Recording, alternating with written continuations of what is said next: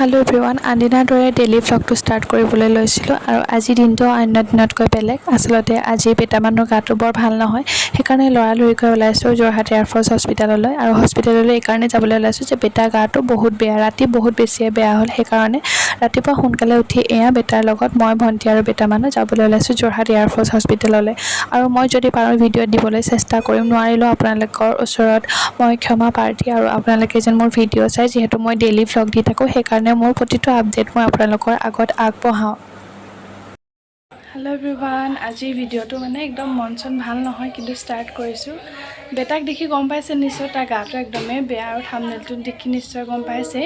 আমি এতিয়া এফালে যাবলৈ ওলাইছোঁ বেটাক লৈ, আৰু মই ক'ত যাওঁ কি কথা সকলোবোৰ ক'ম আপোনালোকক ৰাস্তাত। এতিয়া যাবলৈ ওলাইছোঁ আৰু ভিডিঅ'টোও ষ্টাৰ্ট কৰিছোঁ। মোৰ লগত যাব ভণ্টি, আৰু বেটা গাটো বৰ ভাল নহয়। মই কৈ আছোঁ বাৰু আপোনালোকক, আগলৈ ভিডিঅ'টো যেন চাই যায় তাৰে আশা কৰিলোঁ।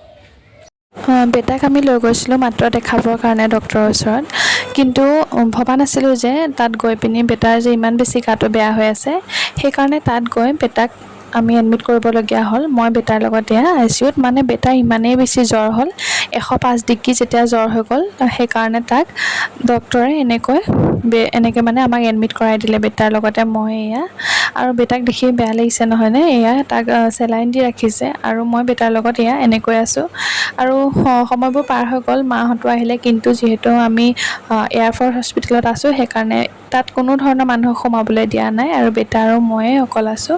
হস্পিটেলৰ বাকীবোৰ ভিডিঅ' বনোৱাটো সহজ নহয় বা বনাব নিদিয়ে, সেইকাৰণে মই যিমানকণ পাৰিলোঁ কম পৰিমাণে দেখালোঁ।